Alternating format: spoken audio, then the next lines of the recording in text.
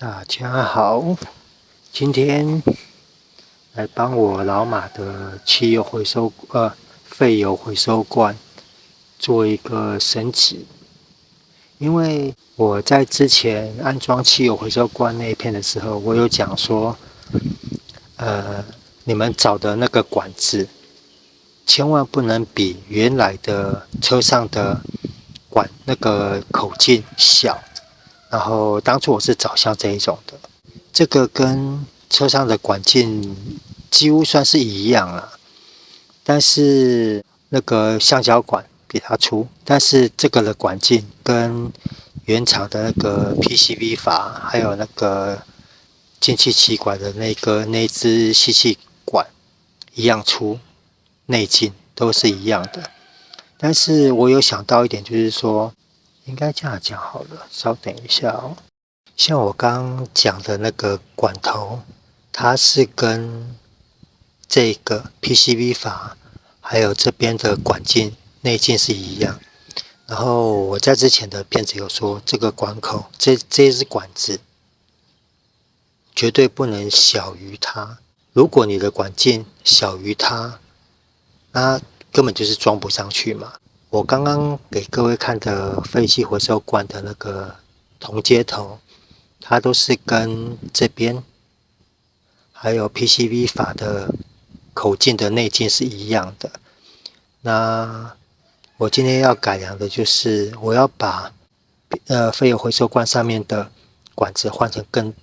接头换成更粗一点。其实如果可以的话，把它装这边是最好，因为我在之前有一篇有讲到，如果可以的话，PCV 阀如果装在这边会是最好，因为你的油气已经经过过滤以后再回去，你可以降低 PCV 阀它阻塞跟故障的几率。但是你这边要改的话，还要拆缸盖，那我可能不会没事把缸盖拆掉啊。然后用这个塞的话，又很怕太松，所以这个计划就先稍等。然后我今天重点就是要把废油回收罐上面的管头换掉，换成这个粗的。我今天就是想要把这个换掉，因为以流量的顺畅度来讲的话，应该是一定是小大大，你越后面要越大，但是你还是要去考虑到它的流速范围啊。但是我现在发现一点，就是我这个废气回收罐，先介绍一下，我这一颗其实我这台车装的时间应该不是重点，因为我很少开，所以你可以看到这边它的油量这样子，看得出来吗？我的油量不会很多。然后我在上一片清火星塞的时候，我有发现到，其实我这台车刚买回来的时候，我有做过基本的整理。然后那时候换火星塞的时候，我就去观察活塞顶的积态状况。说实在话，那时候可以很明显看到活塞顶上面有积碳，就是像我在上一片里面，我可以很清楚的看到我的活塞顶就是可以看到很漂亮的金属色，都没有黑块，什么都没有。到底是什么原因？我不敢保证，因为我那时候我又有加柴油，我又有混油，然后我又加装了这个东西，所以到底是哪个环节造成积碳少这么多？我不敢保证啦。但是以目前有在使用废油回收罐的朋友，他们分享的经验都是一定有它的效果存在再加上主要是每个废油回收罐的样子不一样啊，加上这颗是我自己找回来改的，所以今天就是来把这个头换成这个比较大一点的，因为我是希望流速能够更快一点。然后再加上像我这一颗我有发现它里面的孔比较小，里面的孔几乎是比它小一点了。那其他的孔的话，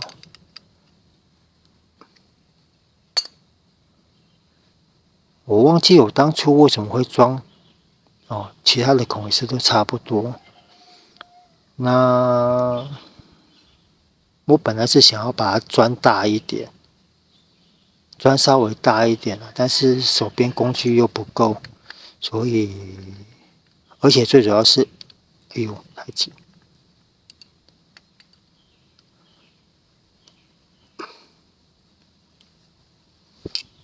而且最主要是，我是想要把它改成2管，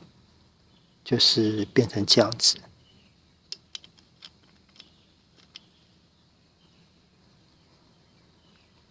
变成类似这样子，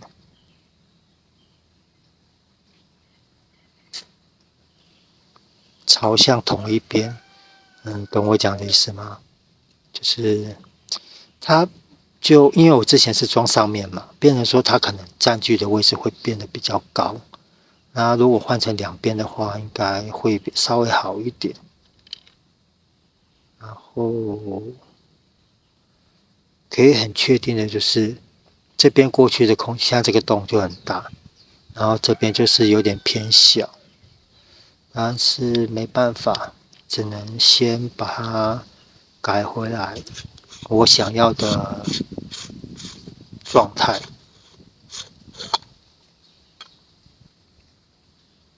然后再来以后有机会再来做更动。像我为什么要里面要放这个洗碗的小钢丝球，就是因为我希望油气从这边出来以后，它能够附着，因为你气体里面如果有液体的话，它如果碰到有阻挡物，它会去产生这种类似拦截的效用啊，所以我是应该这样可以看得出来。我如果跟它放，我螺牙可以锁到这边嘛，我是不会触底。这样看出来，我离底还算蛮远的。然后我就是希望钢丝球能够起到一部分的拦截效用，让它的燃油率会更好。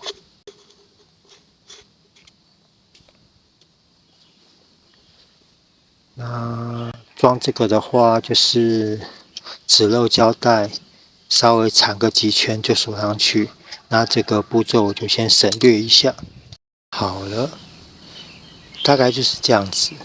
然后因为我的管路跑法是 PCB 法从这边出来，然后从这边进去，这边有箭头。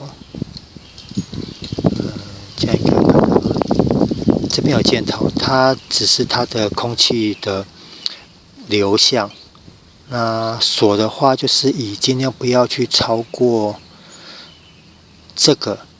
接头，不要去超出它的本体。然后，因为这个材质是铝，有的时候，因为我不知道，可能你们找到的材质是什么。如果是一般的那种买那种市售的话，那种铝可能会比较薄，所以在锁的上面，其实他们接头应该都有配好啦，所以在锁上面就是不要硬锁。有的时候你硬锁可能会造成它本体的龟裂一些损坏。那我之前是这样子嘛，这样子，从这边进来，从这边进来。我之前是装这样子，然后现在改成就是这样子，变成2个管子的跑法会比较平均。那上面这个洞就是找这种平头的，专门在堵这种的。像这个的话，这种头的话，基本上你去螺丝行应该都找得到，专门卖螺丝的地方。然后像这支管子，因为这个本来是类似空压机啊，一些机械他们在做油水分离的东西，基本上原理是一模一样，所以我把它挪用过来这边是 OK 的。大概的话，我记得之前有网友问我说，我这种小小的这种东西去哪里买？因因因为后来他也没有再提问，所以我想说他应该是有找到了。像这种东西应该是去那种专门在做空压机买，空压机材料，高压油压管啊、空压管那些地方，应该他都有卖这种接头或这种零件。那稍等一下，我把这个洞堵一下。那像纸漏胶带这种东西在缠，就是尽量以平整，它有方向性哦。譬如说，你看像螺丝，我们要顺时钟转嘛，顺时钟转。那你这个在缠绕的方式，你就要反方向的缠，它的结尾才会，它的尾端才会在这边。到时候我们在顺时钟转的时候，才不会把这个翻起来。那再把它装回去。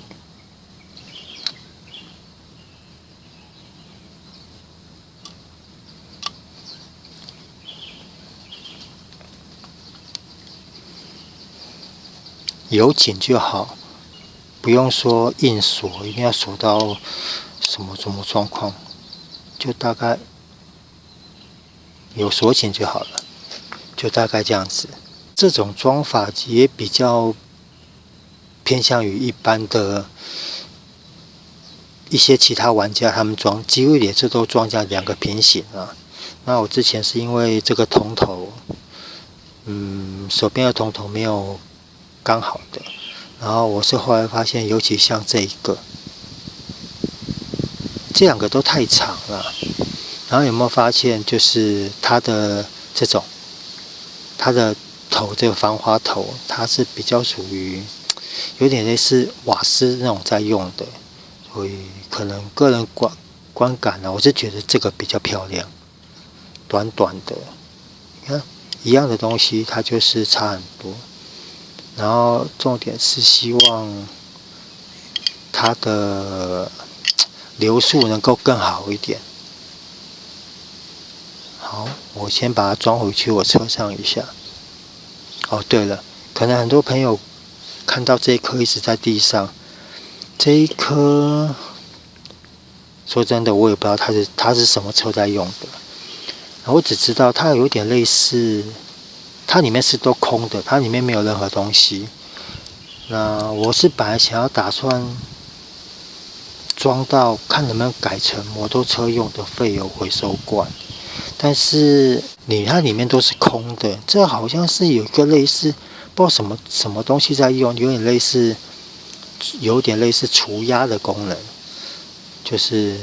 可能空气啊、液体那些之类的，就有点像之前有出一种就是刹车真空辅助器一样的原理，就是它增加它的容量而已。这个装在摩托车上大小，我是觉得差不多刚好，但是问题来了，它怎么燃油？把油拦